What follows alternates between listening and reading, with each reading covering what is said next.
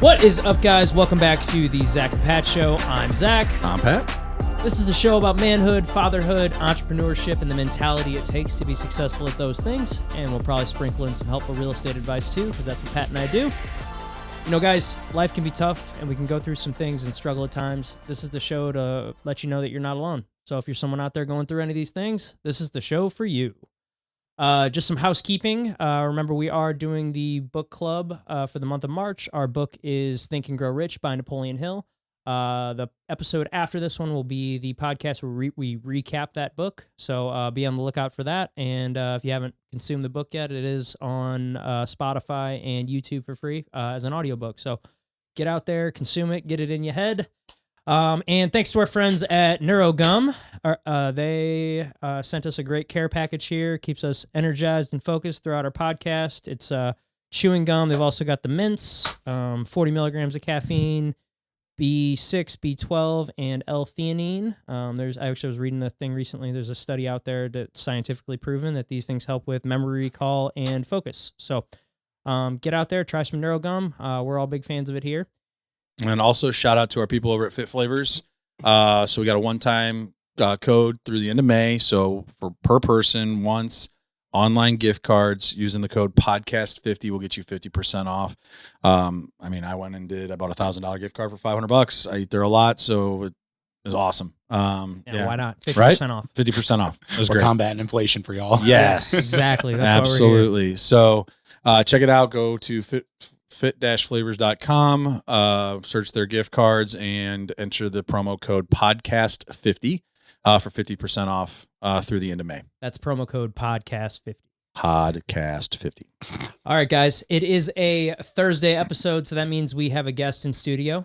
He's a personal friend of ours, a mentor to Murph, a friend and client of mine, the owner of Posted Social, the great and powerful Matt Joe. What an intro. Straight out of Normandy and Weston. He's What's here. up, guys, man? What's up, dude? What's going on? Thanks for coming on the show. We appreciate it. Oh, dude, thanks for having me. I was pumped when Pat texted me last night and reminded me this was today. I was like, oh, right, that's on my calendar. This is great. Dude, I'm excited to be on. You guys have an awesome show, man. Yeah, it's been fun, man. Appreciate it. It looks like a lot of fun. It's a blast. Least, you know?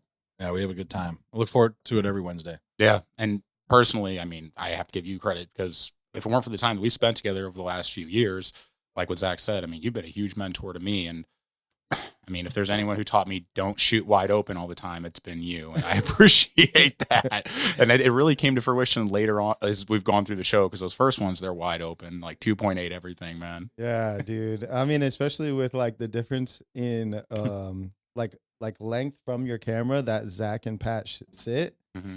Crank that f-stop up. You know? Learning process. Keep them both in focus, you know? I'm doing my damnedest, bro. No, dude, it looks great. Everything looks great. And even the studio is gnarly, man. You guys put together a sick studio here. Thanks. We just wanted to kind of make it into a little version of us, a little piece of us. So it kind of just feels like you're walking into, our setup, because I feel like a lot of podcast studios you see online, it's like, it's just like the sound tiles are just like all over the wall and that's it. It's just kind of blank and generic. I mean, it looks like sharp and cool, but I was like, man, I wanted to make this into like a cool thing. It's like Rogan-esque. It's STL Rogan. Yeah, I mean that's the goal. Yeah, I mean that's the thing too is like there's a bunch of different podcast studios around that we could use, but we were able to make this one our own and customize it with pictures and jerseys and flags and all the stuff that makes it us. And so yeah. Matt, let's hear. Let's tell the people kind of like your origin story. I know you got kind of a pretty crazy childhood, so I'd love to I think if you're willing to share. Tell us kind of how you grew up and what was that like? Dude, I grew up. I just said this actually recently. I was on another French podcast, and I didn't think about it until I was preparing for that one. But in my mind, my childhood was super normal until it wasn't, and then I was like, oh, guess this was a little weird. But so I say I grew up pretty normal from like what I like choose to remember all the time, which is like super suburban. We grew up in upstate New York, or I grew up in upstate New York. But as a baby, I was actually like tossed around in foster care for a little while for the first 3 years of my life, actually. And my parents were addicts. They were in and out of jail. They were in and out of rehabs and all types of stuff. So that was pretty wild. But I actually don't remember any of that. And then from like 3 to 10, so for 7 years, I got moved to Florida, which with my birth parents, which was just a terrible thing, horrible experience. And Florida as a state, after New York had taken us away from our parents, put us in the foster care system, Florida decided they were going to do the same thing when I was around 10. And thank God my foster parents from New York, who were willing to take my twin and I together when no one else really was. Everyone wanted to separate us. So a set of foster parents that we had in New York as babies heard that we were going to be put in foster care in Florida and actually flew down there and petitioned the state of Florida to bring us home with them. And that was kind of where in my memory, and maybe this is like a trauma thing. And how old were you? I was 10. Okay. That's kind of where my childhood memories start. Like I have like some bad memories from like the time that I was with my birth parents, which was like, obviously my mind like blocks it out for a reason, right? It wasn't great. I'm aware of that. And I also know knew my birth mother before she died, and we've talked about it. So I'm aware of that. So like that was kind of wonky, but from then on, from 10 on, lived in upstate New York in like a super small town, went to a good school, played sports, like had a great childhood. My parents were like the best thing ever. They're angels. I always say like, it's so weird that I grew up in an atheist household, but like my parents are literally like a blessing to humanity. They're just such good people. So, so that was cool. So from 10 to, 10 on, my childhood was super normal. I was always an athlete, always a great student. And, I grew up in a house with 5 boys with a stay-at-home mom, which is kind of like where I get my views. And my dad, worked rotating shifts our whole life. So he's just super blue collar, worked at the same factory for 35 years and counting. And then when I was 15, my oldest brother, who was actually my parents' only biological son. So they had 5 sons and they only had 1 biological. And he was the oldest. And he was 9 years older than Mark and I. And he was kind of our hero. But when I was 15, he tore his rotator cuff, and he was a big guy. He may have dabbled in the testosterone before it was fancy and legal, So, but he tore his rotator cuff in the gym. This is 2007. 2008. He went to On Call, which is like your urgent care here, and. And at that time, before like opioids had like destroyed our nation, they just gave him a prescription for Oxycontin, and it took him 6 months to die. So 6 months later, he had overdosed on heroin. It completely like took over his life. I mean, immediately. It moved so fast. Like my brother was a good kid. He like never did drugs or anything like that. We smoked a lot of weed in the suburbs. Sure. Had barn parties, and we drank a bunch of Coors Light. Right. And Same shit. Sorry, St. Louis. Coors Light is what we drink in upstate. Ain't nothing wrong with that. But Busch Light is way better. Yeah. Now I know. Thank you for showing me. He started listening to a little bit more country music, and he's like, "Nah, it's Busch Light." Yeah, but so it took about 6 months for our whole lives to be turned upside down with the death of my brother. And after that, I kind of like lost my shit. So you were how old when he passed away? I was 16 when he died. I was a sophomore.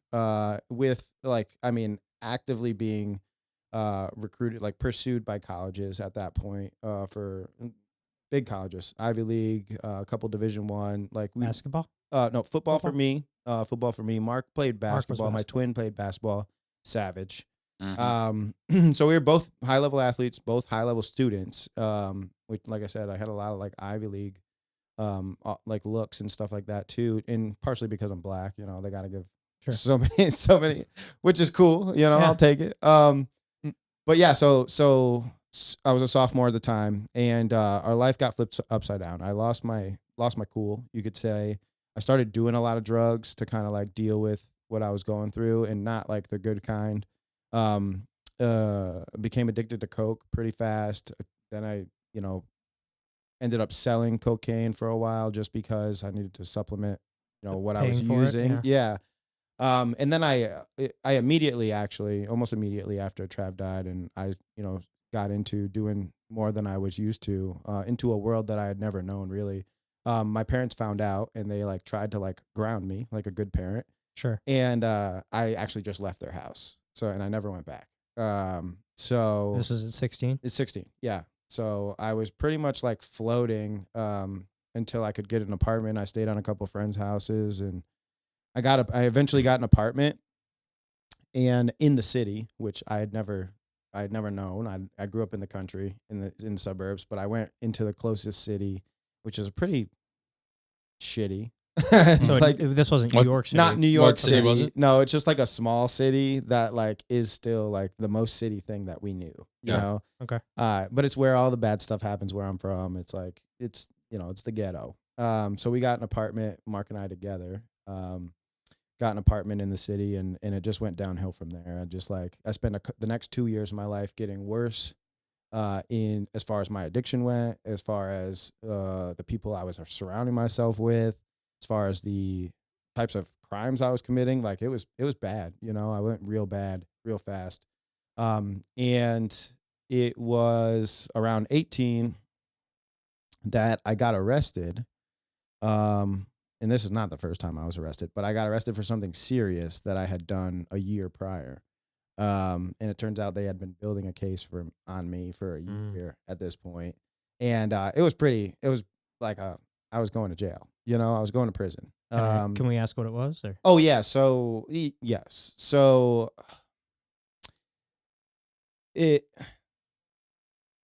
when I was 17, like in the middle of whatever I was going through, I was a drug dealer, obviously in the city. It was in New York, in the state of New York. No matter where you're at, it's pretty cutthroat. It's a dangerous game to be in, especially when you're dealing with like cocaine, crack, or heroin. Any of those three really get dicey real fast.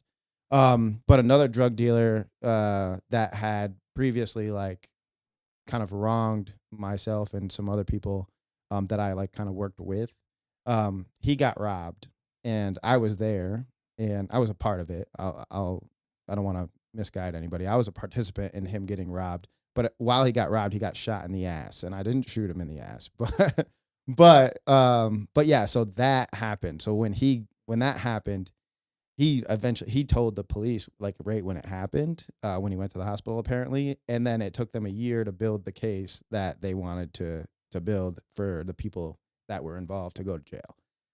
So yeah, so it was a robbery turned assault, which was initially like attempted murder, then got dropped down. And, the robbery in and of itself is a violent crime in the state of New York. That's a Class A felony.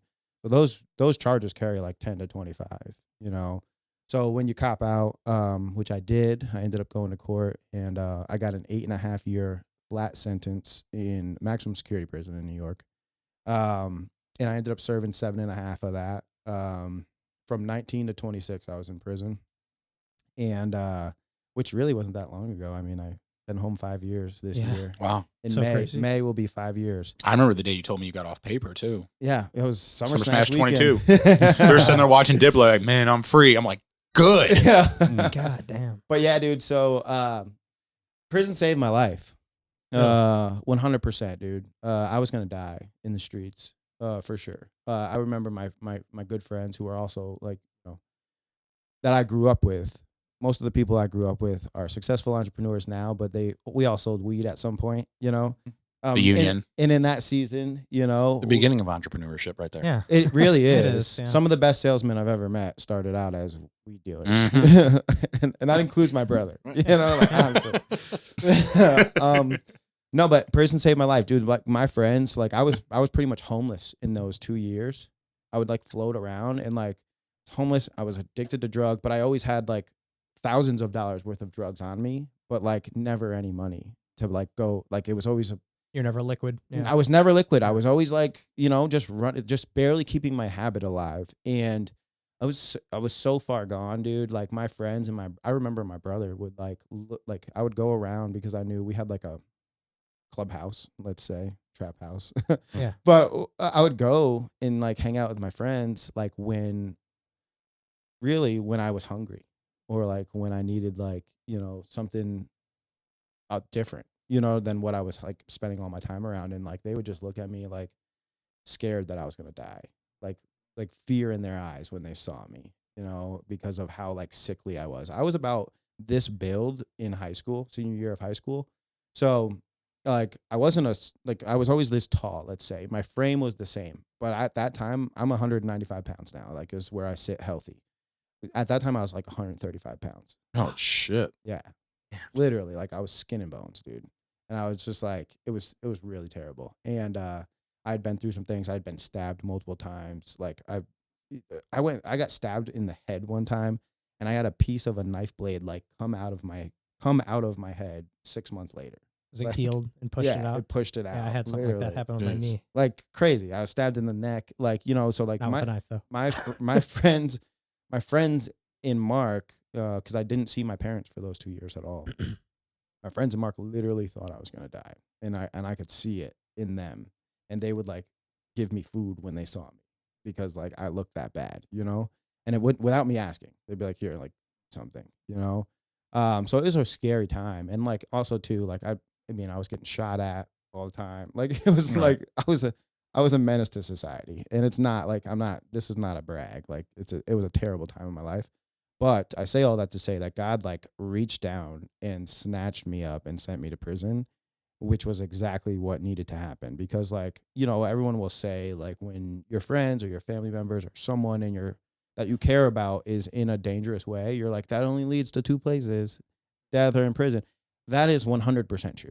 Like, once you get past a certain threshold of fucking around, it gets real bad real fast. And I believe that that's true. And I'm grateful for my experience and where prison like brought me as a man. There's nothing else that could have happened to me that would have yielded the fruit that is me today. Right. You know what I mean? And for no shorter time either. Because in prison, I've seen a bunch of guys like come and go and then come back. You go for a year or 2 years, you think it's almost manageable. No. I lost all of my 20s. Yeah. So it's like, and it was just like, it gives you a different type of perspective, but it also taught me so much. And like, not for nothing, like I grew up in an atheist household, which was a good family, but we didn't know God. We didn't talk about God. We never discussed church or anything like that. Grew up in an atheist household. The best thing that could have ever happened to me through that experience is that I met Jesus Christ. I got saved in 2012. This was in prison? 100%. Yep. Okay. It was about a year in. About a year into prison, and really more out of curiosity than in boredom than anything. But like when you get to prison, it becomes very apparent very quickly that you're either gonna you either get better or you get worse. You can't like You're locked up with a bunch of people that are you can't maintain in prison. So like prison is its own world and its own environment that will literally like take you like almost absorb you and make you a part of it. And that in that case, you get worse. You're around people who are always thinking of crafty ways to get away with or to get over on or to do.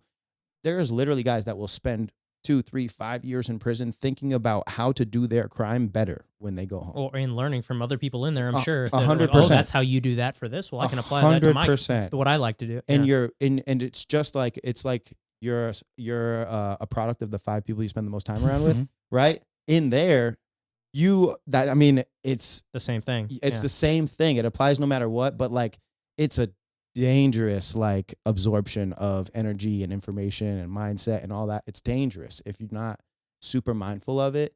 And I decided in the beginning that like this was not going to be me. And it took me 2 weeks to sober up from my 2-year bender, So in the time that it took me to get sober, I was like locked, when you first get there, you're locked in your cell for 2 weeks just for like medical purposes. Like we want to make sure you don't have any diseases or infections or anything like that. So you get, is that in all prisons or just the one you went to? When you first get there, that happens unanimously. You're just locked in a cell by yourself? You're going to be quarantined. Okay. Just for medical purposes. It's not it's just, hey, we can't have you those are very closed environments. Sure. Airflow is all the same. It's all regulated. Like everything it's a closed environment. So they don't want you bringing in any sicknesses or, lice or anything like that, So I'm quarantined, and also too, a lot of guys when they first get there are addicted to drugs, one or the Alcohol, other. yeah, Yeah, right. some Drugs, some way, alcohol, one yeah. way or another, and this gives the nurses the ability to monitor your actual health and your detox and whatever else. You know, like if you are an alcoholic, you're going to go through some things that are going to be or addicted to heroin. You're going to go through and you might need some medication at some point. So they're able to in those couple weeks monitor you and make sure that you don't like actually fall apart from your withdrawals.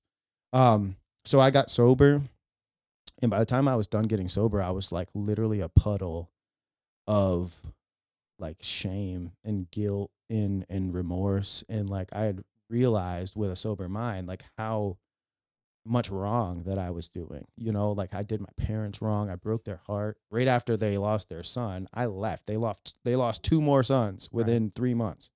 You know what I mean? And my little brother, my poor little brother, lost all of his brothers at the same time. You know, so like I didn't realize any of that for that whole time. Like I was just about me. Right, about you. And it started because I was grieving, but then it turned into essentially creating grief for everyone that loved me. But yeah, dude, so I sobered up and I realized, and I was just like, I was so sad, dude. And like, I just could only think to myself, like, how am I going to make this better? Like, you know, I realized how I was raised, and to this day, my father's the greatest man that I've ever known. It's not even close. And I've, you know, obviously you guys know, I know some pretty cool guys, but it doesn't matter. My dad, like, dude, if I could be a fraction of the man that he was, when he was raising us and that he is today, I mean, my life would be complete, you know? I would consider myself a success in that, like in my dad, I don't think he's ever made more than 60 grand a year, you know? But yeah, so I started to like reflect on how I was raised and who I was raised to be, and then like how I'd been living, and it just like tore me apart. So, I finally got back in touch with my parents. You know, I finally, you know, Mark was there. Was he at the same prison? No, Mark, when I got locked up, Mark was still free and Okay. running around and acting crazy, kind of like, you know, doing his own crazy stuff. But he came to visit me when I first got locked up. You know, it took him about 1.5 years, I think, until he ended up actually having to serve some time as well. So I got locked up. Mark was able to visit me in the beginning.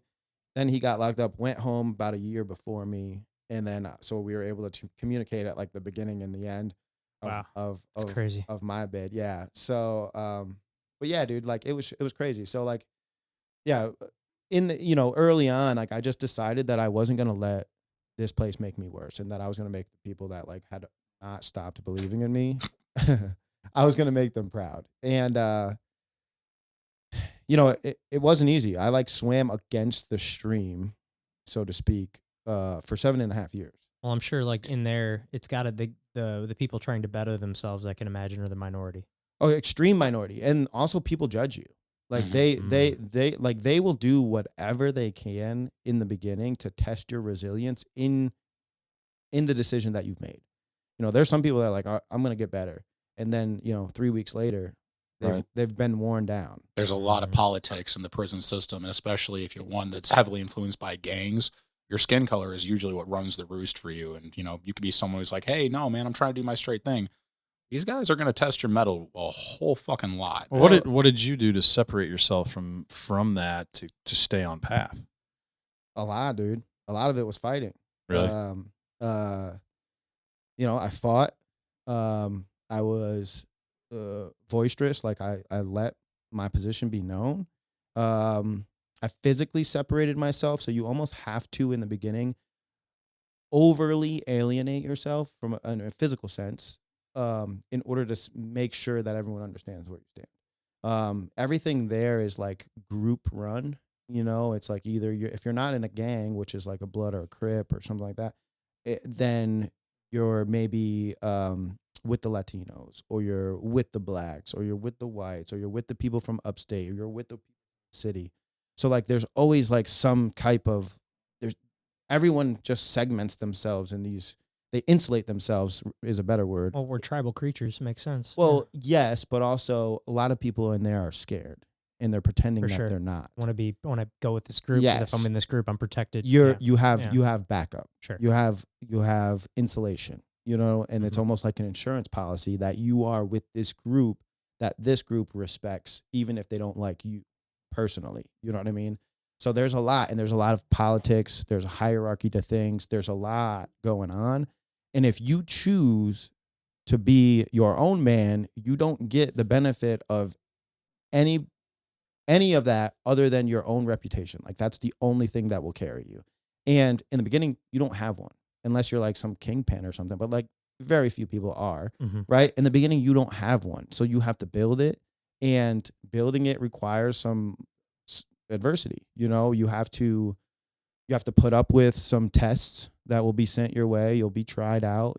People will test your resilience. They'll test your resolve. They'll test your character, and you got to pass those tests. And do you have one time in particular that you were tested that like sticks out? I mean, maybe not really. When you first asked, no. But then yeah, like I've gotten into some, like the young guys in particular. You have to understand, I was 19 when I got to prison. So I will say this, like a max is definitely different than a medium in this regard. Like Mark went to mediums and he had to fight a lot. In a max, almost always you'll be tested, but more in like the mental gymnastic way. It's like you're going to have to fight, a little, here and there. You probably once or twice. Once people realize that you're not scared to fight, they'll stop trying to fight you. But for the most part in a max, people almost unanimously give respect unless there's a reason not to. Like if you're a sex offender or a rat, or you work for the police or anything, like if you have a reason for people to like not like you on the first place, cool, you're gonna be fair game for everybody. But if you're like a regular guy, you're almost always gonna be treated like a man as long as you act like one. And if you don't, your card will be pulled immediately. But if you do, the reason why the default is almost respect, as soon like I said, once you get those first couple wrinkles out of the way, there's going to be respect. As long as you're willing to defend yourself and you're not going to tell on the person that just challenged you, cool. Those tests are out of the way. Now you're given pretty much, you're going to be treated like a man, pretty regular, like pretty, I guess, like nobody's going to go out of their way to respect you, like to like overly respect you, but they're not going to disrespect you. You know what I mean? It's kind of like they leave you alone.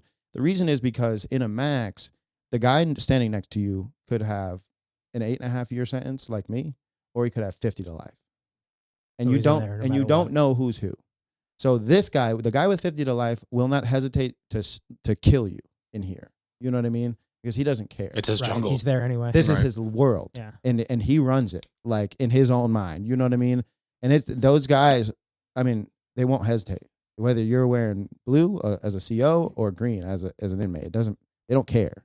Like, you will respect me because this is where I live. This is my house. Yeah. So you don't know. In a max, you don't know if this guy might be going home next week or he might never be going home.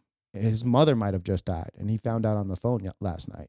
Or his wife might have just left after 5 years of being with him. She decided it's too much. You don't know. And guys, people die. Sure. Like, you know what I mean? On a regular basis, like people die. So like that's why a lot of times you'll get tested softly. Those are what I call soft tests. Like if you have to fist fight, soft test. Beyond the soft test, there are very few fist fights in a max, because every fist fight is potentially life or death. You know what I mean? For that exact right. reason. You don't really know. When you're in a medium, everyone's going home at some point. Yeah, at some point here, and you know that if they're there, they're on their way home. Because like guys from the max will get dropped down to a medium. I was in a medium for my last year and a half, year and a couple months. But like we'll get dropped down. Once you get to the medium, you're on your way home. Yeah. But guys in the medium will like just fist fight over anything. They'll just fight all the time. Like it's like, fuck it, we'll spend 30 days in the box. We're fine. We're still going home. Right. But in the max, you don't know. Like, you just don't know. So you don't really fight. There's no conflict unless it's a real issue. Like we don't make problems that aren't there. You know what I mean? There's no pride problems. These are either real issues or non-issues, you know? So it was a blessing that I went to a max for that reason. Damn. Yeah, dude. So anyway, That's out crazy. Of, out So- of boredom, met God, read the Bible, met God. And now, you know, I've been going strong with that, dude. I say going strong. I've had seasons of like lack of faith. I've had seasons of promiscuity. I've had seasons of I've been divorced. I fall short all the time, but like, dude, like it's kind of my North Star, and it has been since then, and that's what carried me through, I believe. I mean, I have miracle stories. Like I've been since being saved. I've been somebody tried to stab me in prison, in my like neck, face area, and made contact. Like I know that I should have a huge scar on my neck right now, and I don't. And I mean, crazy shit, dude. God has like delivered me in you know some serious ways throughout my life, and now in retrospect, from that crazy time period, you know, I can see all the ways that like God was working in my life, and He protected me in multiple situations, like in prison and before prison. And it took me getting to know the Bible to like kind of like come to know God, and then it took me to build a relationship with Him to start to see how He's been working this whole time, even since infancy. When you know what happened originally when we got sent to foster care was our neighbors heard us crying for 4 days straight, and then called the cops. And the cops came and found us starving because my parents had just left us there. So like you guys were just left in the house. yeah, for that's 4 how we days? originally got sent to foster care. So it's like, you know, even that, and that was 15 months old. So like even then God was working in my life, and it was just, you know, it was at that point, like, you know, I was 19 going on 20. It was undeniable that God had been ever, you know, present in my life for years at that point. And even at that moment, I was so grateful to have been to be in prison because I wasn't dead. And in my mind, in my heart, I was waking up, you know, which was really powerful. So Wow. Damn, dude. It's Yeah, dude. incredible. It's crazy. sorry, that was a long. No, No, I, you- I no, love it. that was no, great. I love it. That's fucking people. I mean- That's super interesting. I mean, that's stuff that you don't hear every day, Right. For sure. So, so you came home from prison. What next? What was the first move? What'd you do? Yeah, dude. So I came home from prison, and came home from prison with a plan, dude. I came home to work like my dad. Like I said, dude, my dad's a big inspiration for me. So I was like, hey, I'm gonna get a blue collar job. I'm gonna you know, make some in where I'm from. You can that's a good money. You know, you can make good money working blue collar. So I came home and got a dirt work job. I was a pipe layer for first year in some change home. My aunt actually hooked me up with a company that that was really awesome. I enjoyed it so much. But in the meantime, I started a coaching business, online fitness coaching, nutrition coaching, because I had like gotten my certified personal trainer and my nutrition coaching certificates while I was in prison still. Oh, cool. Yeah, I just had my wife at the time send me the courses. I took them and came So were you home. married before you went into prison? Oh yeah. So this is when I was when I was getting ready to go to prison, I was seeing my ex-wife, and she was with regard to like compared to all the other people I was spending time with, she was a great person. She was a bartender that just happened to work at a bar that I sold a ton of drugs at, and she didn't do any drugs. She had never done any drugs. She has 3 degrees. She's a sonographer. She does ultrasound. So she's great. She was just working at the bar to do extra money. And somehow she got wrapped up with me, which was probably a big mistake on her part. But yeah, so when I went to prison, I told her when I was going to court, I was out on bail when I was going to court. And I told her, hey, listen, I'm getting ready to go to prison for a long time, you know, a while. So it's been great, you know? Yeah. And I tried to break up with her, and she was like, no, dude, like, you know, I love you. Like, we've been seeing each other for a while. Like, she's like, you know, I mean, I'm not saying at the time, she's like, I'm not saying I'm going to like stay forever, but like, I'll support you, you know? And like, what money I had when I left it with her. And, yeah, dude, like, I don't know. She was fantastic. She was amazing. And, so, she, when I went to prison, she was with me. Oh, and we got married. She proposed this because in the state of New York, when you are going to a maximum security prison, when you're in a max, only in a max, and you are legally married, you can have access to trailer visits, which are like conjugal visits. Oh, nice. You can have a full weekend with your legal wife in like a trailer, in a trailer. Huh. And like those are like I had only ever seen those in the movies. Yeah, I didn't And even know that was real. oh, it's real. Yeah. So it's real. I don't know about every state. In the state of New York, those are still in effect. And they have like a little mini trailer park on the prison property, and it's still guarded. Like you're still under, but you get to spend, as long as you're in good standing, you're legally married. You have to have, there's a time. You have to have at least a certain amount of time. I think it's 7 years until your go home date, Okay. whatever. So, there's stipulations, but, Sure. and you have to qualify for it. You have to apply for it, and she has to apply on her end and stuff like that. So it's a Process. but we were like, hey, we can still like have conjugal visits if we're legally married. Like Yeah. if it doesn't, and I wasn't saved at the time. And I was like, if it doesn't work out, we'll just get a divorce. It cost it $1 to get a divorce in a New York State prison. So I was like, hey, what's the worst going to happen? Whatever. And you can tell I wasn't talking to my mom at this time. Sorry, Mom.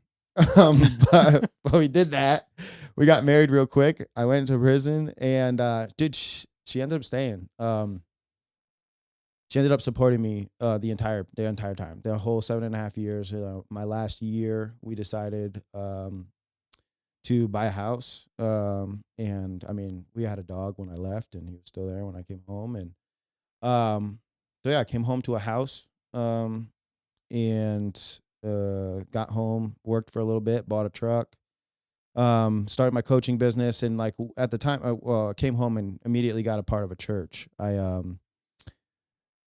Well, I should say, sorry, I'm all over the place. But when I was away, when I got saved, I shared that with her, and she ended up getting saved as well. Like when I just started really getting interested in the Bible and Scripture, and I would share that stuff with her. Like as I wrote her letters almost every day, and we'd talk on the phone every day, and I would share my experience in the Bible with her. And it started like she got curious, and she started reading the Bible alongside me. And we both got saved. And while I was away, she became part of a church that I came home and became a part of myself. And then, my plan when I came home was to like work hard, be a good man, become a good husband and a good father. And I've always wanted to be a dad, and also like give back, find ways to give back. So when I came home, I became a part of that church and started volunteering in the youth ministry, helping like inner city boys, who were, kind of struggling and with whatever, I mean, whether it was who better to talk to than- church yeah, or I mean, parent, or whether it was school or parents or friends in the neighborhood, like whatever it was. The church I went to was in a nice area, and they used to bring kids in from the city to like hang out and have a good experience and eat some food and relax and maybe learn about God, but maybe not. Maybe just talk to somebody who kind of like cares about you. So I volunteered in that ministry for a while, and it was really great. While I was doing the other things. The sad part about like, I guess one of the first major hiccups or hurdles I had to go through when I came home was figuring out that my ex-wife and I just like weren't like long-term compatible anymore. Like when we got married, we were like two very distinct people, right? We were this person when we got married, when I was still a maniac and a menace to society, and she was, figuring out what she had going on in life and whatever. We got married as these people, then we got saved, and we were like literally, as what the Bible says, we're new creations. We're brand new people. Like, but I believe, and how I like to say it is, we both eventually, we just grew into the types of people that we were supposed to be. Like we grew into the people who God meant for us to be, and who we were raised to be. Honestly, like this is the man I was raised to be. So when I got home, we started talking. Well, before I got home, we started talking about kids and parenting and worldview and ideologies and politics and a little bit of everything. And it became abundantly clear that we had very different views on a lot of those things. And predominantly, the one that kind of prompted us to decide to separate together was just how we wanted to raise kids.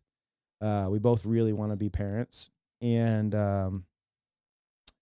in the way that we envision child rearing, raising, young men and young women, to kind of like contribute to the world was very different. It was very different, and that's just something that neither of us should have to, nor were willing to compromise on. And because of that, we ultimately decided to get a divorce. Although this was probably at the height of my walk with God, it was very difficult for me to make that decision. Mhm. Probably it was the hardest decision I've ever made. But I did. So we got a divorce, and shortly after that, I started working with First Form remotely. Remotely? Okay. Yeah, and kind of kicked ass. Yeah, and Kinda. and eventually got offered a job out here to join the sales team at First Form. So that's how I got to St. Louis. Came out right after COVID started. Like 2020. Yep, right beginning of 2020, maybe like February, March I 2020. think the first time I met you was Summer Smash 2021, actually. Maybe. That was the first time we had a Summer Smash post-COVID, and you were hooping. I remember seeing you hit some nasty layup on a room full of dudes who didn't work in the building. I'm like, damn, Mark's over there balling. I'm like, that's not Mark. Maybe, yeah. Yeah, dude, when I was away, Mark used to tell me about this guy. He used to, because when he went home, he was on parole for a short time, and he technically wasn't allowed to talk to me, but I used to have my wife three-way call him, and we just be chatting. So I used to talk to him almost every day, and he'd be like, yo, dude, there's this dude. His name's Andy. This dude's a savage, man. This dude's Fire. crazy. Like, he's got the MFCEO, man. You got to meet this dude. Like, he's like, I got to meet this dude. Like, he was telling me, he's like, dude, I want to work for this guy. Like, so, and then he's telling me about this company, First Form. It's his company. And I'm like, dude, like, I've never heard of this. Like, I heard of Muscle Tech, or Yeah. like at the time, like Biotech, Cellucor, Muscle. Sure. It's the only supplements I'd ever been aware of, or C4, like that shit that Grocery used to store be, supplements. like, methamphetamines in it. You know, like, Jack 3D. for- remember yo, that dude, shit? R.I.P. for real, dude. That was the good stuff back in those days. R.I.P. Ziz. But yeah, dude. So he's telling me about this first. I'm like, dude, I don't know anything about any of this, but like, I'm excited that you're excited. And so I came home, and Mark was already like full force kicking ass with First Form. I mean, like, he won an MVL, which is it's a big Most deal. valuable Legionnaire. Yeah, it's a big deal. And he won this award that typically people with like hundreds of thousands of followers win. And he had like 1,200. you know what I mean? Like, Yeah. That's crazy. he was a savage. Mark, I mean, he crushed it. So he ultimately got flown. Like, he did better than me. He got flown out from New York to St. Louis and like given the tour and like the pitch. This was like right when the new building opened up too. Yeah. It was before. This he is was at earlier. the old Oh, he was at the old building. He was at the building. old. Oh, okay. Mark was literally the very first wave of Legionnaires to be hired in house. He got there 3 months before me. And so I got there August of 2019. And it was him. It was Sean McDonough, Seema. JB. Yeah. Yeah, Seema Garrett started like Bond. 2 weeks after me. Yeah. Yeah. Yeah. Crazy. So like, this is the very first wave of people who First Form plucked from various parts of the country to come teach here. other people what they were doing. You know, and like, that's how good he was doing. And he did.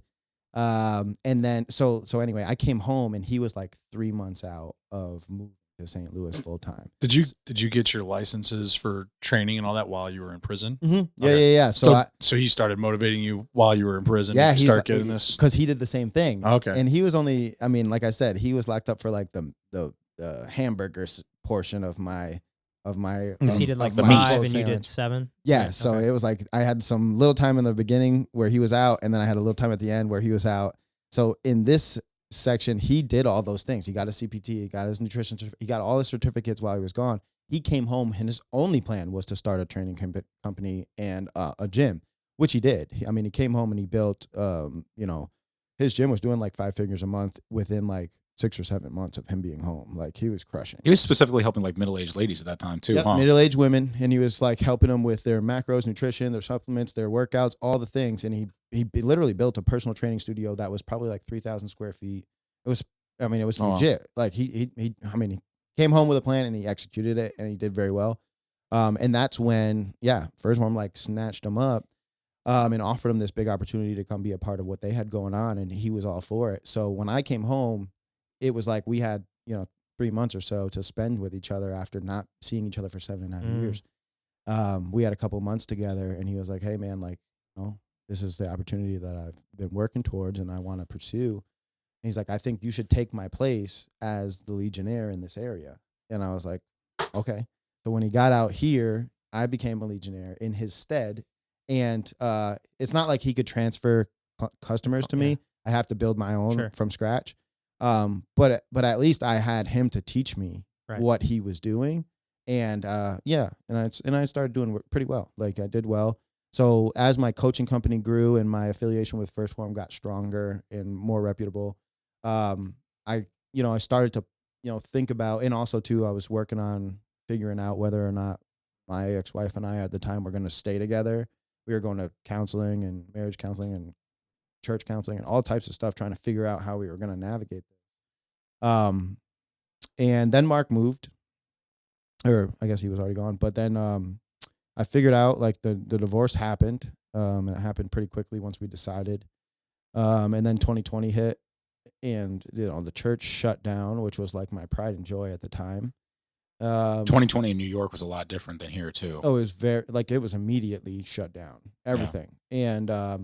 And I went through my own like faith struggle at that time because the church has really disappointed me as a whole, in the shutting down for COVID. Like that this contradicts everything we believe. So I went through like a little bit of kind of like a introspective 6 months or so before, or just few months, I guess, towards the end of 2019 and going into 2020. And then like everything shit hit the fan and I just pulled the trigger. I was like, all right, I'm coming to St. Louis. Sick. Like I had nothing else. Like I had my Did you even know where St. Louis was? Yeah, I mean, I had an idea it was that way.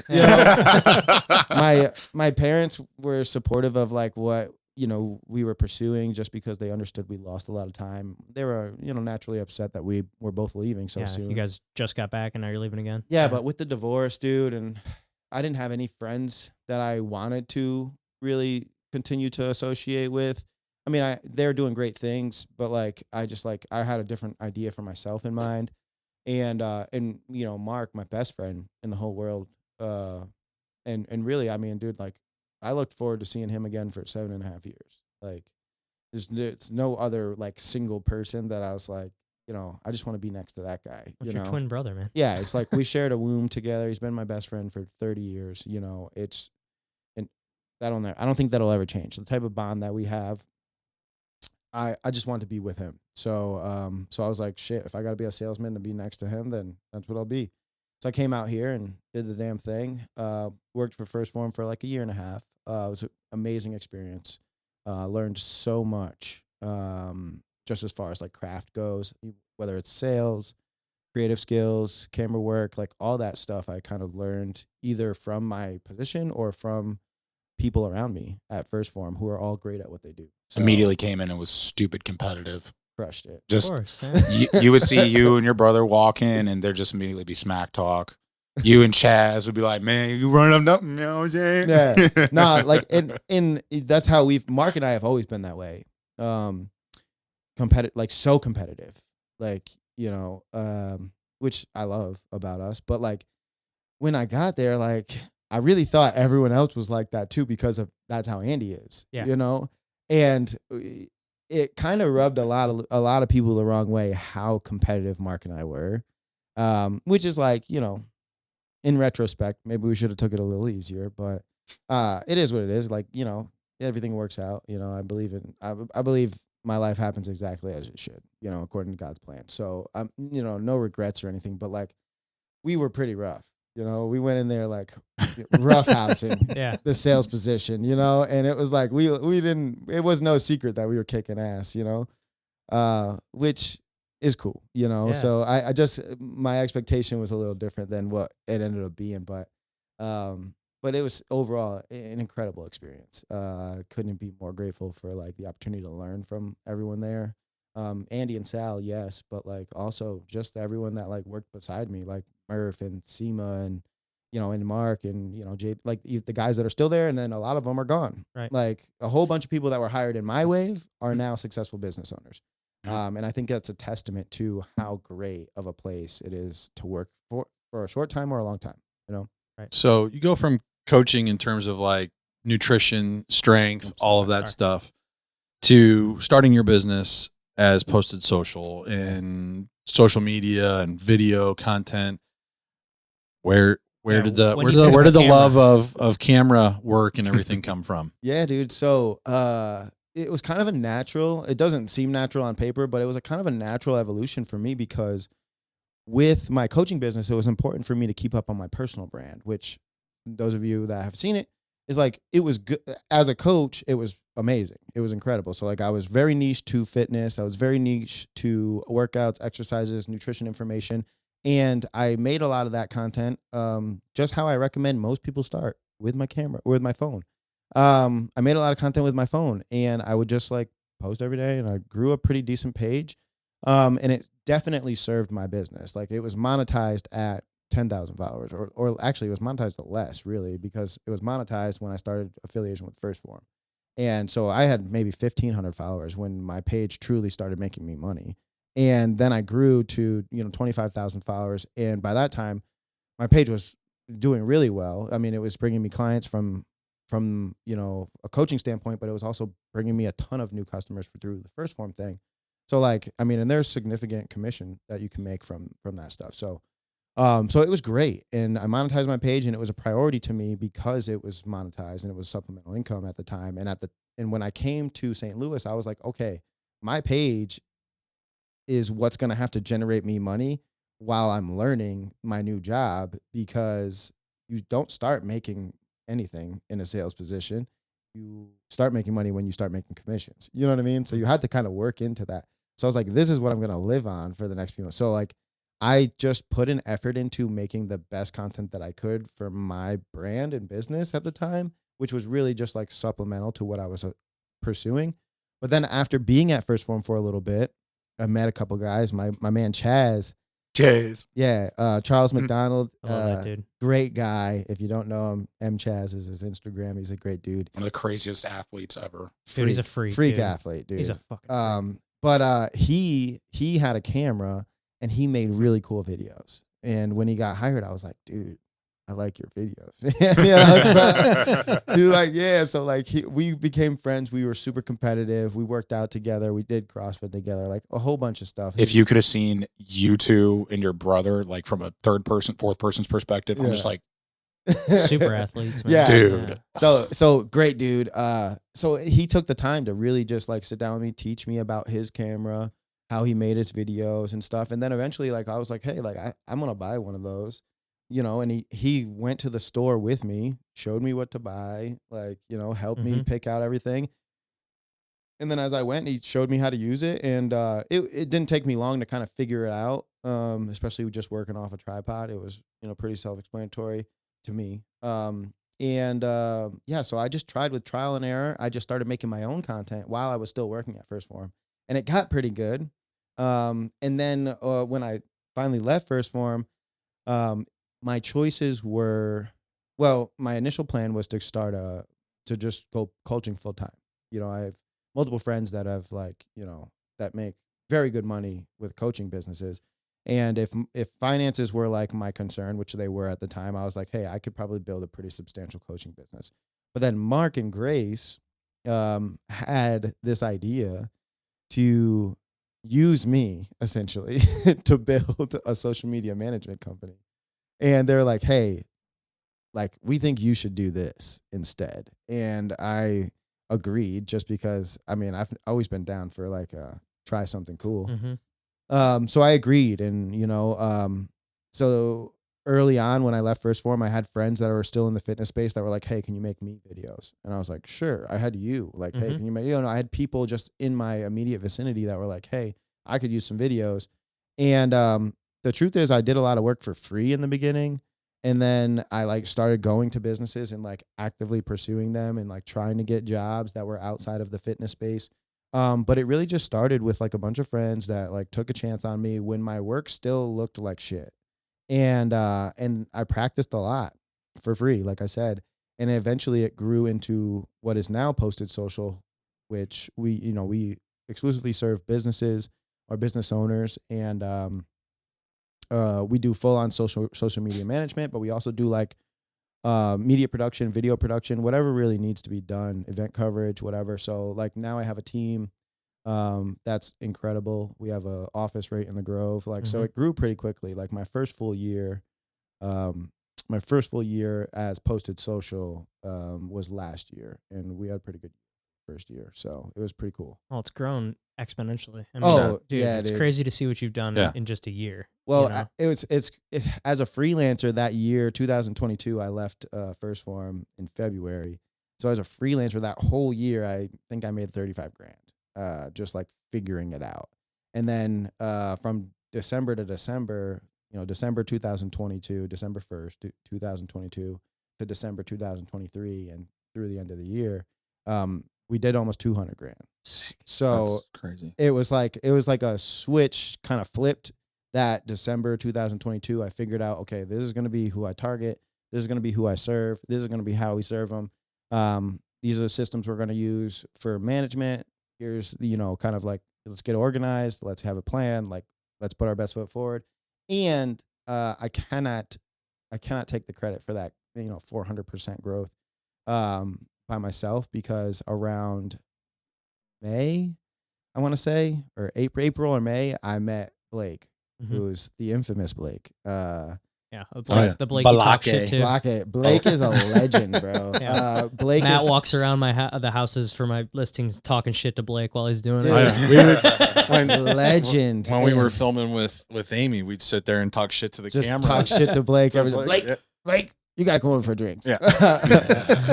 Dude, honestly, Blake's a legend. But he really helped my business grow a lot through 2023, because I mean, he a lot, like, he gave me so much more time. I mean, he's primarily our editor, but he also he's magnificent with the camera, better than me. He shoots. He was at the time working a full-time job, and I was just giving him side work for probably like the last 7-8 months of the year. And then once the side work became like so much, I literally just gave back his W-9 yesterday. I was like, he had a full-time job. So once the side work became so much,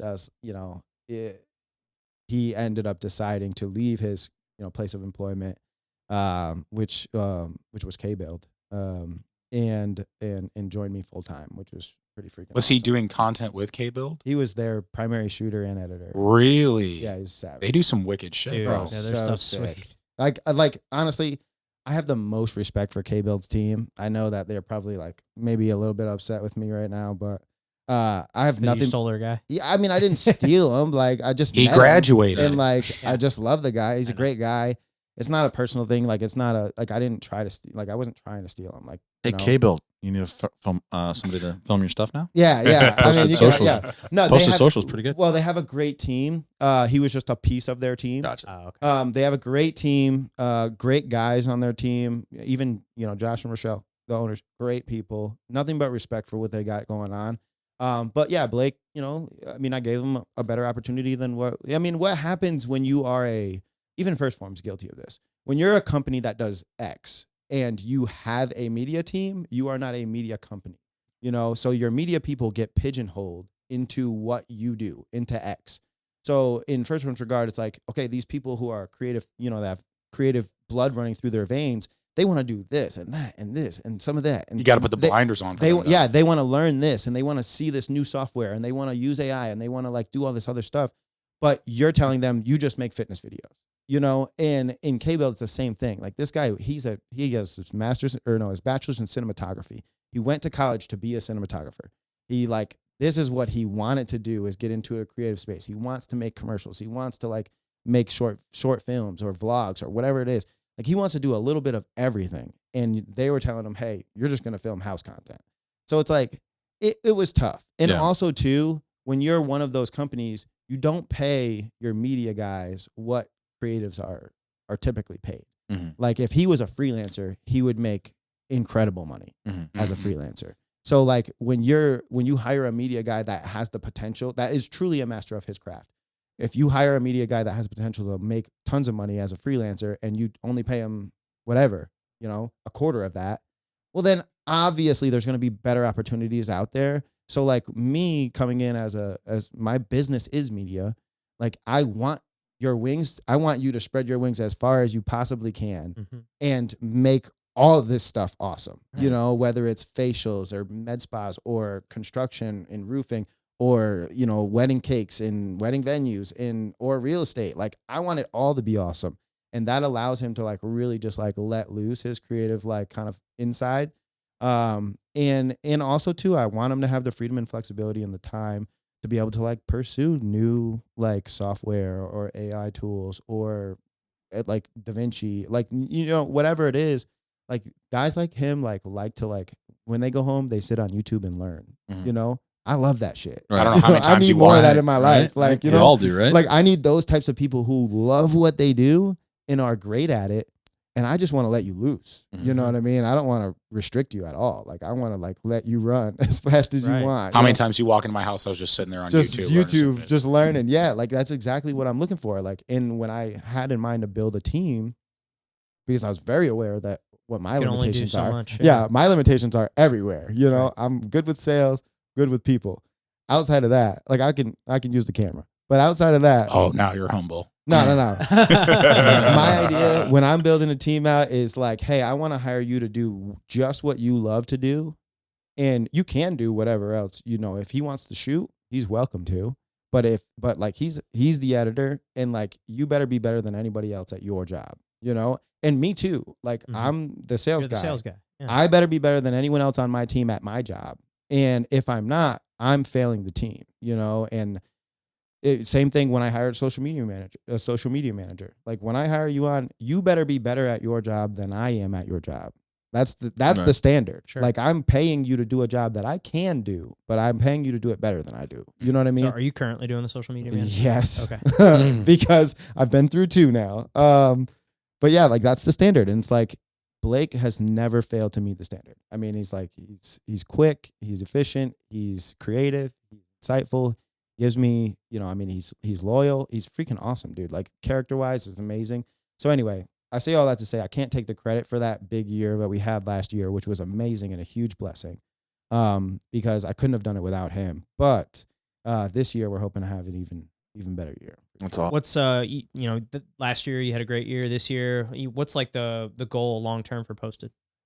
Dude, the goal, wow, long term, man, this is a big picture. So, You know, like year, 5 year, 10 year, like something like that. yeah, so the goal is to really build Posted Social is like that's my vehicle. Like that's like Alex Ramosi talks about like, you know, business vehicles. I don't know if you guys are familiar. Yeah. Oh, of course. But like that's my vehicle. That's my $100 million vehicle. You know, I don't think that there's any limitation on what Posted Social could potentially be.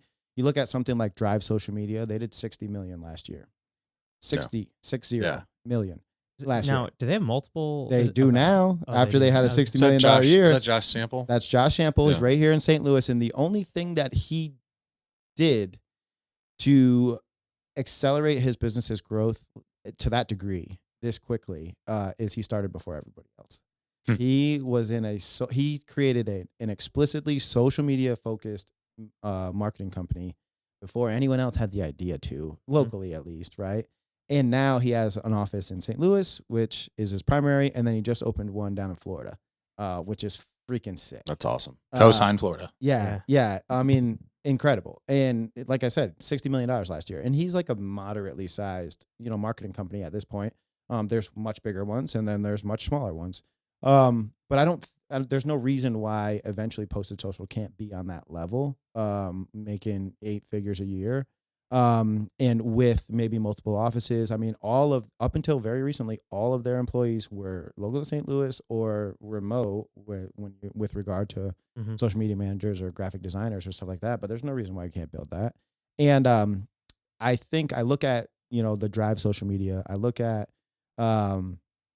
STL Bucket List, Bucket List Creative, Lucas and his wife. They do a great job with Bucket List. Yeah, that's great. I mean, I look at these businesses who all operate a little bit differently, and I take like little pieces of each one of them, and I like, and I build Postage, you know, kind of long-term plan. So like long-term goal.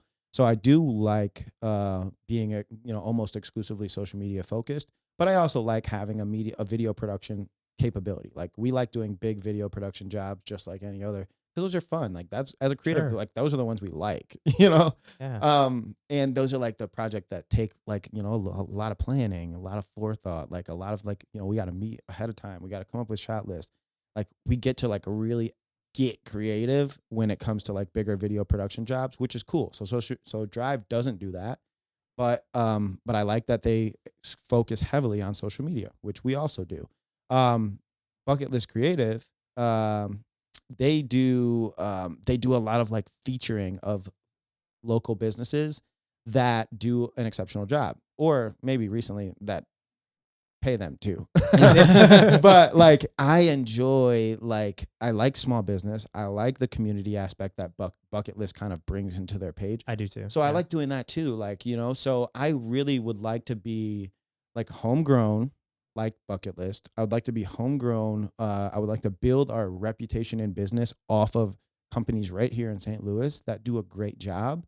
And then kind of like expand from there the way that Drive did nationally and start to like shoot things for people, you know, maybe regionally at first, and then maybe take some national remote clients and stuff like that and continue to grow my team out. I think that long term, we want to just really be focused on the two things that we like to do and that we do very well. And I think we do arguably just as good or better than anybody else that's doing it, that I'm aware of, that I'm watching, which is we want to have the video production, like the media side of the business. And we also want to have the social media management side of the business, which is very, you know, kind of time intensive, very interactive, very like hands-on. And then this is like, you know, kind of supplemental, if you will. You know, we like to do both very well. And we really just like want to be hyper aware of what we don't want to do. You know, I have clients all the time that ask me for, you know, website design or graphic design, rebrands and stuff like that. And like maybe down the line, we can have a department, like we can hire on those skill sets.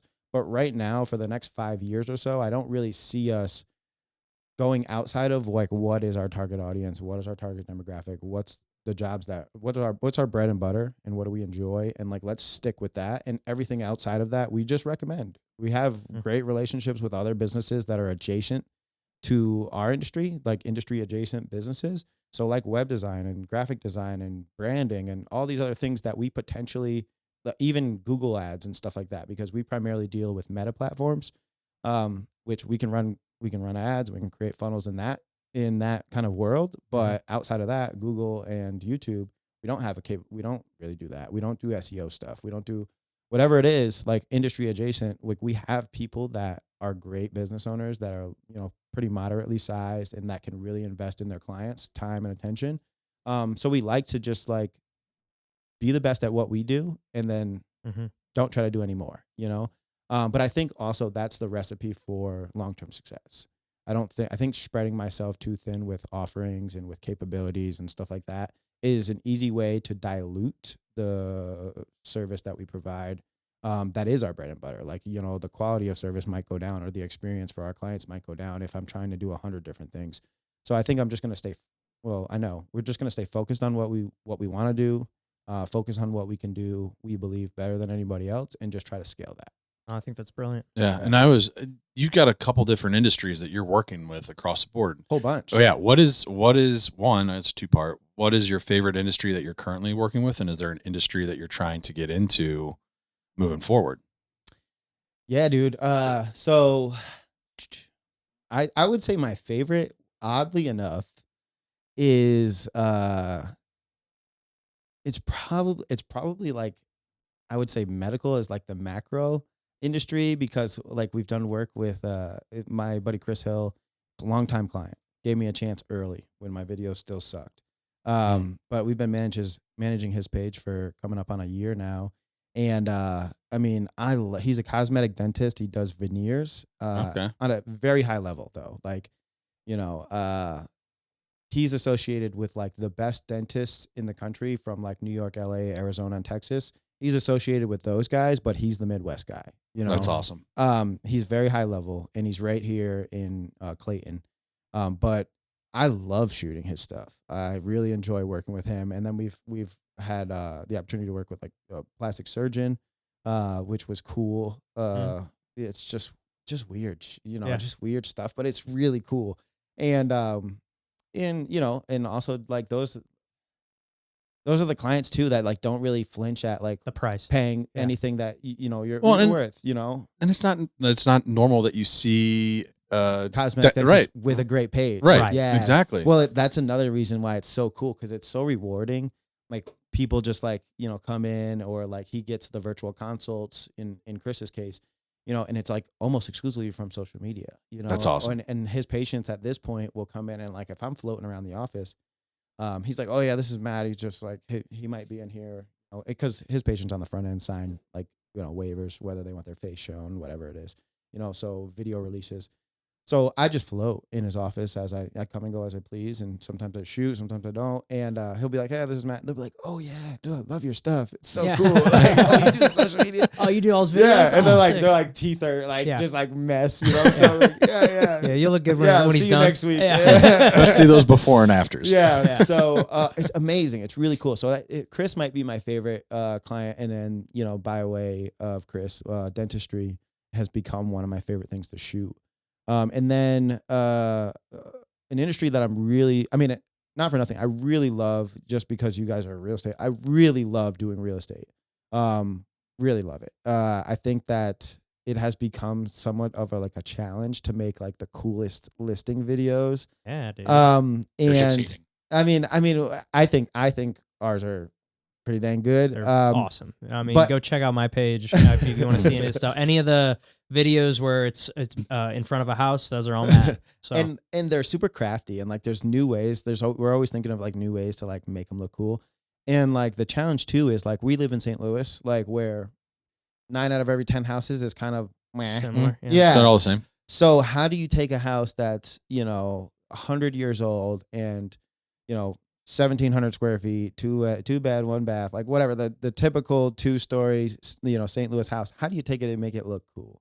You know, because everyone's seen a million of those houses. So like it's a cool challenge and I really like it. And, you know, and I have a lot of fun with it. And it's like, it's kind of Blake's background with Mhm. him being K-Build, at K-Build. yeah. Mhm. Yeah. So like we kind of made those, you know, a staple of what we do. So I really enjoy that as well. An industry that I really want to get more into maybe is like hospitality. So you'll see STL Bucket List does this very well. They go to like restaurants, coffee shops, bars, and they like feature them. And I know how they do it, but we want to do it better. Like, you know, we want to like they'll go and like they'll have like an influencer. Like I'll reach out to Murph and be like, hey Murph, like, you know, Fiddlehead Fern, like, you know, go. And like as an influencer, they like pay this guy to go make like a UGC, like a user generated video here. It's like, oh, here's my experience, or spend the morning with me at Fiddlehead Fern. And then they make this video and then STL Bucket List will post it and like get the attention of those hospitality businesses. And by way, like they work with a ton of them. They do their photos, they do their videos, like do a lot in the hospitality space, which is a little bit different than where we're used to because I think from a financial standpoint, I would have to like make sense. But hospitality is not always like the most lucrative. no, it's Industry. I spent 10 years in that industry, and I'll tell you, It's very once your- tough. Your profit margins are very, very slim. Yeah, you know? it's tough, but I think there's a way to get into it and still provide a lot of value for the businesses that are here locally without having to break their bank. You know, Well, yeah, and it's like, I mean, you know, think of how many restaurants advertise with like old school styles of marketing, billboards, Yeah. you know, Ads in the posters. paper. Yeah, yeah, ads in there's the paper, tons of and it's ways like, to help. how many more eyeballs are you gonna get if you make this fucking sick video? Sick You know, videos, it's yeah. like I don't know, man. That captures our demographic, so Yeah. it's hard to say. But 100%. Yeah. So I've been working on that. So we actually shot a couple of like recently we shot with a brewery down in Washington. Okay. So we went outside the city, Yeah. found a brewery. We were like, hey, we'll shoot you some sick content for free. And we just asked that, you know, you post it. you let us come Right. in and you let us come in, you post it. And how we typically do this in St. Louis is like we'd collaborate, but this brewery doesn't even have an Instagram. They just have a Facebook. Oh, boy. But that was great. It was great. We just got done shooting with them. We went down, we did one full day of shooting while they brewed. So the brewery was closed and they did some brewing. So we took our time. We got to shoot that process. And then we did a follow-up shoot where they posted on Facebook, local Facebook, like, hey, we got Posted Social coming in to like shoot some cool stuff and fly some drones. You know, we just asked, like, we'd love it if you guys packed the house. And they did. Like, town came in there, it was packed. we were flying the FPV through the crowds. Like, Oh, cool. That's yeah, we awesome. were flying the drone around and people were like cheersing right as it flew by. Oh, Just pretty gnarly. So like we did a cool shoot with them. So those videos should be dropping in here pretty soon. But yeah, like that's how I pretty much attack like any industry is like, I'll just go shoot free shit. And like once we make some cool videos in that industry, we're like, hey, look, this is what we can do for you. What's the one Sampling. What's the Right. one over here? Urban Chestnut. Hey, Yeah. look, Urban Chestnut. We just did this brewery video. Right. Your four hands. Let's Check this talk. out. Yeah, Right. you know what I mean? And like, I mean, it's worked thus far. So yeah, we're going to attack, we're going to kind of start focusing a little bit more on hospitality. I would love to get specifically breweries and coffee shops. Mhm. I think the processes of brewing and roasting for coffee and beer are very aesthetic. Well, and also think of the pouring. demographic of both of those customers. Oh, You know, yeah. It's like young people and Beer and 20 seniors. to, 20 to 40. Hustlers. People love beer and coffee. Well, sitting at a coffee shop all day, who Yeah. does that? Business owners. Yeah, me. Right? This Right, guy right here. That The was- whole reason I bought a studio office space was because I was spending rent in coffee. Yeah. Like, I probably this doesn't was. make sense. Yeah, the amount of money I spend a month on coffee, coffee. is absurd. Yeah. Caffeine in ridiculous. general. It's Yeah. ridiculous, bro. Well, I mean, that was one of the first pieces of advice you ever gave me whenever I split off from First Form and started my business, because I noticed you were in coffee shops literally every day. I'm like, this man goes into a coffee shop every day and just takes a picture of his coffee. He goes, what do you think I'm doing out there? I'm like, oh. I would that's how, when I first started, I would go to gyms and coffee shops. Those were the only two places I was brave enough to bring my camera. And I would either make a quick little video with my camera, or I would just take some badass pictures and post it on my story and tag them. And at the time, I had the benefit of having 25,000 followers, so I kind of show up at the top when I message people or when I tag them. So that was cool. So I got people's attention really quick, and I wasn't as boisterous about politics in the world at that time. Yeah. So when you came to my page, you just saw fitness. So it didn't rub anybody the wrong way, but like I got a lot of inquiries just by doing that, and it was free. And they'd be like, "Hey, can you send me those pictures?" I'm like, "Yeah, sure." Actually, I do this for work too. yeah. If you'd like, I'll send you these for free. But like, if you'd like anything in the future, just like hit me up. This is what I do. Yeah. Yeah. So that was kind of the way I got into it, which is kind of what I tell everybody that like Murph, when he came to me, I'm like, dude, you got to do work for free, man. The seed of money is service. Bro, and at least in my experience, I think it was the weekend we went to Orlando together, and just watching you up until that point, it was inspiring because we have a lot of similarities in our backgrounds and our stories. Not all of them, but it was just like you kind of took me under your wing that weekend. And it was like, all right, do this, do that. But like, you were like, you can tell stories. You're really good at telling Yeah, stories. you are, dude. And Which I still can't do, by the way. I know a guy, but it was very, I think it was that weekend, especially when we were with Ian and Ashley and editing up in their hotel that weekend. I was like, seeing him did this makes me want to do it. And it was going to co-sign what you said earlier, because you were like, hey, when you work for a company, they're going to kind of pigeonhole you to what you can do. I remember having a talk with some of the management at First Form, like, I'm going to leave to go do this. And he's like, well, you can do that here. I'm like, I can. Don't want to. Yeah, no. God love you, but like I love everyone on the media team. They're Yeah. all super skilled and talented. But seeing what you did, even seeing Mark split off and do the coffee thing, I was like, I don't want that ceiling. God love you, love everyone here. Never a bad word about the company, but there are higher heights to be reached on my own thing. 100%. And I'm an advocate of entrepreneurship. So Well, I mean, like you Yeah. said, they're a supplement fitness company, and as a creative, if you were the You- business owner, you would have them doing that. Yeah. exactly. No shame. Right. It's good. Like, it's smart course. business. Absolutely.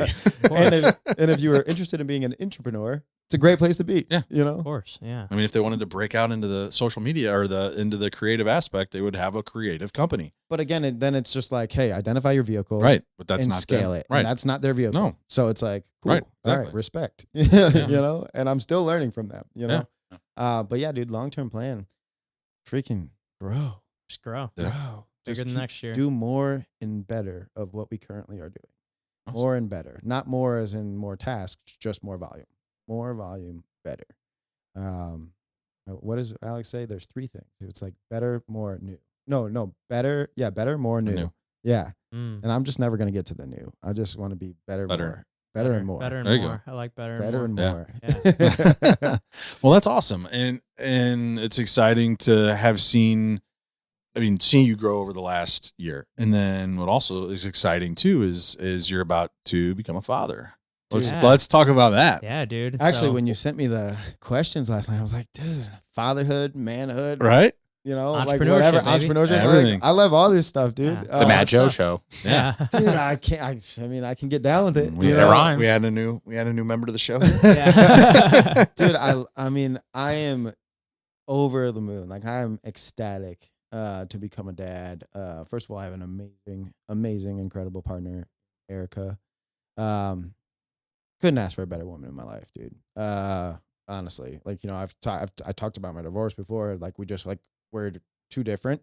Erica and I like complement each other perfectly. So we weren't planning on getting pregnant, and we weren't together long. You know, kind of in the grand scheme of things. Before we ended up getting pregnant, and I don't care. I love that woman to death. I'm so excited for her to be, you know, the mother of my son, and I'm having a little boy. His name's gonna be Jeremiah. And dude, I couldn't be more excited. I've had that name picked out for probably 5 years. Really? And, why is that? Just curious. Is there a When Is I was there in significance? when I was in oh no, it was from the Bible. Yeah, I figured. I biblical. just- Yeah, Jeremiah Joe. But his middle name's gonna be Dennis, which is my father's name, so it's gonna be Jeremiah Dennis, and I think JD is more JD. unique. Yeah. Yeah. More unique. It's cooler than JJ. You know. Yeah. So that was a recent change, but yeah, Jeremiah Joe, man. Yeah, biblical name. I've just always liked it, and I like the book of Jeremiah. And yeah, dude, I'm just so excited. When I was in 5th grade, my mom likes to remind me. When I was in 5th grade, they asked me what I wanted to be when I grew up, and I said a dad.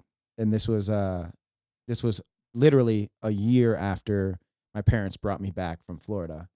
1 year, and I loved my dad at that point that much, you know, to want to be a dad, just like him. So when I say I've always wanted to be a dad, I've always wanted to be a dad. I've never really found someone that was like, okay, I'm gonna be a dad with this person. Like, and I mean, truthfully, like, Eric and I weren't ready to like have kids, you know, like. Yeah. But now that we are, you know, like I'll just state, like, I trust God with my life, like, you know, and the level of, or the amount of times where maybe I could have had some pregnancy scares, you know, if we're being transparent, and I never did. I just believe that this is the right time for me to have a son, you know? Yeah, it's amazing. Yeah. So I couldn't be more excited, dude. You guys are Game already changer, bro. dads. Yeah. It's a and game I see changer. you guys both with your sons, you know, it's like, It's a blast, man. I already know, man. I Yeah, can't. your I world's can't gonna get wait. rocked, but in the best way possible. Yes. It's the biggest change in my life ever, for sure. But it's been amazing. I wouldn't change it for the world. I'm a little anxious about, like, I work so much. Right. That's the biggest thing I struggle with as well. For Yeah. Sure, is Mhm. like, hey, you know, it's hard because you know you want to be around, but you need to work. You've got, you know, it's a hard balance, and there's gonna be days where, you know, you are there every second, and then there's other days where you were not there, and I'm sure because that's just how it's gonna go. And It you has know, to. It has to. And that's the thing. It's never 50-50. It's never going to be equal.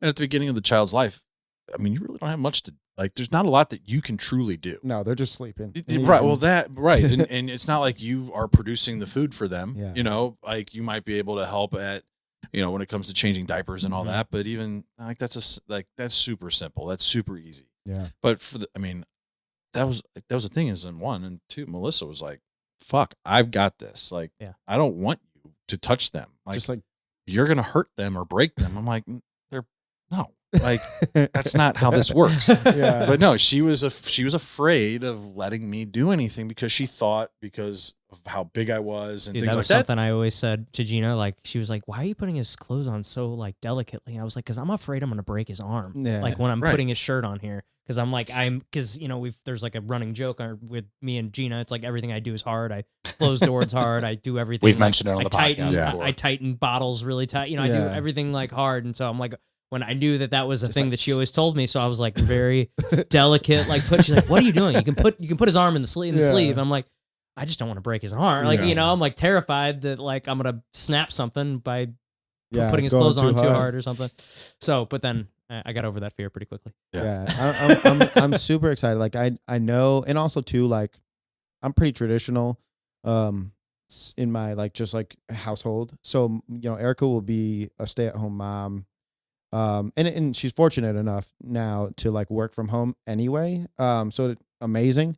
So she can always be at home, always with the baby, and eventually when the baby starts, we're gonna homeschool Jeremiah, and a lot of our friends, frankly, are thinking about doing something similar. So Erica might just end up with a whole bunch of kids at homeschool, but like, whatever it is, we're going to homeschool for sure for us. And, being in a situation where Erica gets to work from home and gets to make her own hours and gets to like kind of work her own, her own schedule.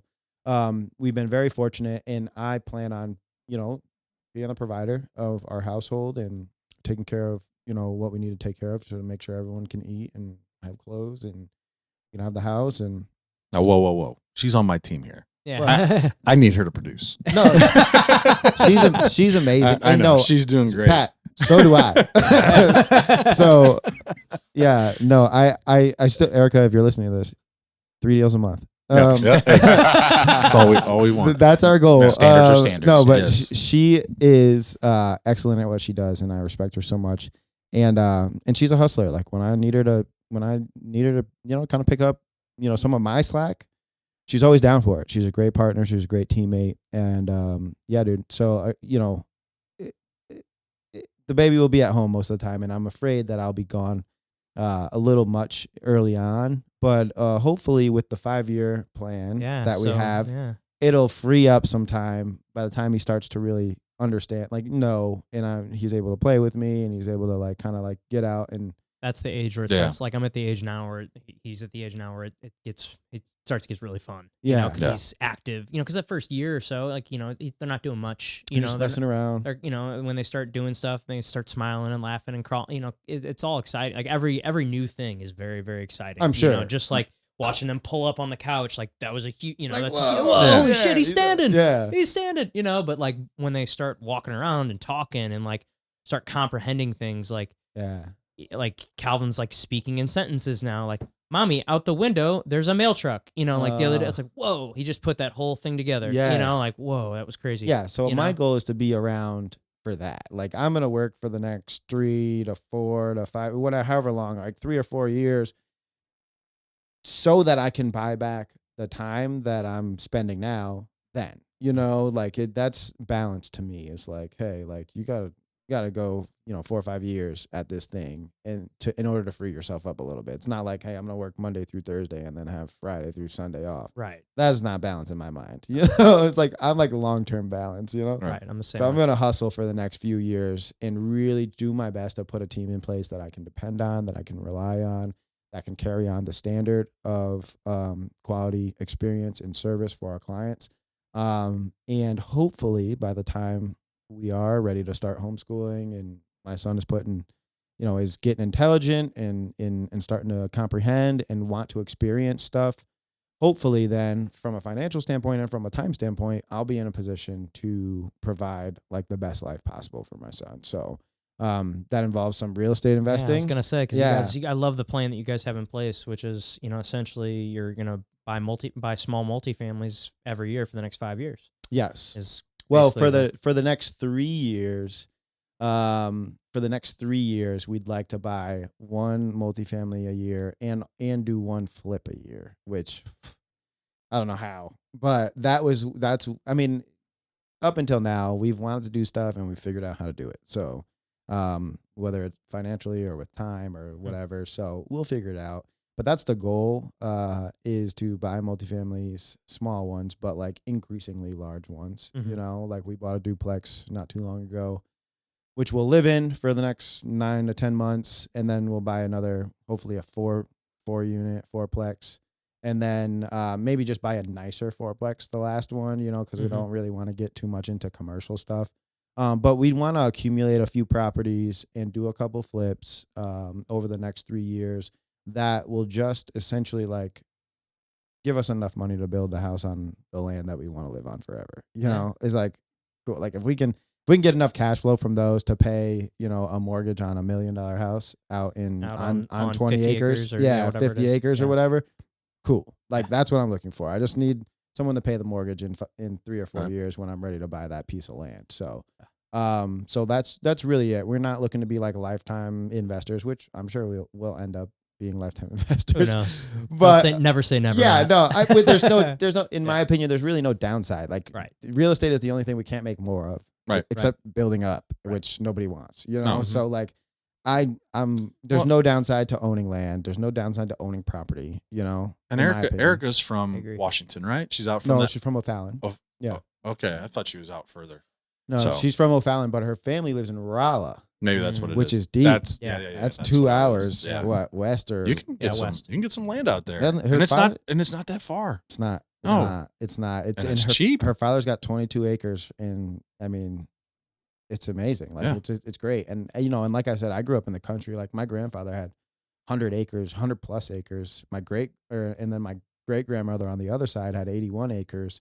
So like when we played, we were gone all day. Mhm. Like we'd Mhm. leave the house, and my parents wouldn't see us until Right. Until the until sun's going dinner down, time. yeah. I mean, I grew up in suburbia, but that was the same way. Like You just go there was a house in our subdivision that had a bell, like an actual school bell for food. that they would ring when it was like time Time to for come in? all the kids to come home, Yeah. and we would Right. Yeah, we we would just hear take it. our bikes. Yeah. We'd be gone all day. I mean, you to know? me, that's We're like building forts in the woods. it We were doesn't doing get stupid better. No. shit. Yeah. it doesn't get No. better. We had 4-wheelers, we had dirt bikes, we had fishing poles, we had BB guns. Like Yeah.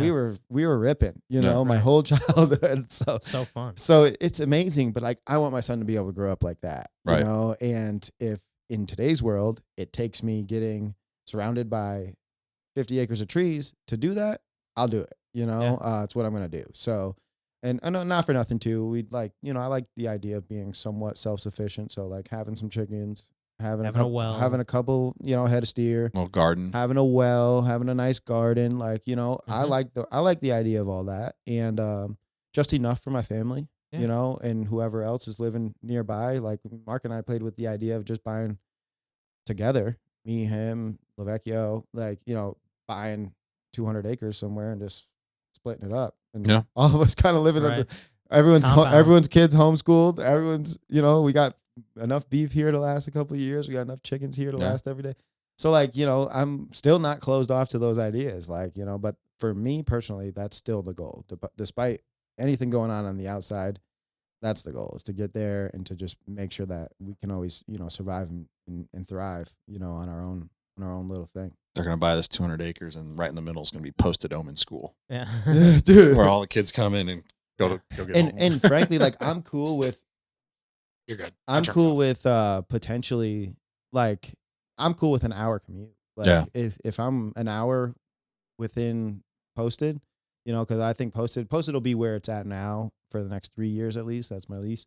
But it'll always be probably in the city somewhere, you know, Mhm. just for everybody's Just sake. for convenience. Yeah, convenience and everybody's sake, for the client's sake too, because eventually Posted will be a studio that our clients can come and shoot their stuff in this room or that room or this room or that. You know what I mean? The Like, podcast room, that'd be- this room. literally, That'd be yeah. badass if you got one of those rooms set up that Remington was telling us about. Oh yeah. With Yeah, I'll the- show you that after this. The dome. like with the screen that Yeah. can turn into Yeah. anything. Yeah. They have one set up. yeah. At my buddy who was telling you about, the sound engineer. He designed this whole thing at Webster, and it's like So sick. it's like the same Yeah. thing that they make Marvel movies on. There's a dude that just did a podcast. Chris Williams. Chris Williams. yeah, Modern yes, Modern Wisdom. I listen to He that just whenever- did it yeah. in the world's premiere Well- one. Yeah, dude, that's eventually the goal. We'll have a bunch of different rooms, podcast studio, shooting studio, whatever it is. So it'll be pretty dope. Yeah, it'll be pretty dope. All right, one last question. This is something that we've been asking all of our guests. On your tombstone, when you pass away, what's it going to say? Here lies Matt Joe. Man, I don't know. When you asked me my bio last night, it would be something close to that. Okay. I don't know. Proud Christian, American, husband, father, brother, business owner, in that order. Him. You know, something like that. Love it. I don't know if it wouldn't be that word for word, but like those are the things that are important to me. You know, but like you know, very recently, I've started to really receive external validation from my outward profession of faith, you know, in the way of men coming to me and being like, hey, you really inspired my faith walk, or now I read my Bible with my daughter every day because of what you do. and I've been watching you do it for years. And God's been showing me that there's fruit to like me being courageous about my faith. And I wasn't always, and I haven't always been. And I think the greatest compliment that I could get is that I led somebody to living a life for Christ. That I led someone to having a better relationship with God or getting to know the scriptures. Like that's the best thing that I could receive. So being and I've been focusing a lot on identity. You guys know I get political sometimes, but like I separated myself over the last couple of months from those types of things because who I want to be identified as is a Christian. And then beyond that, American.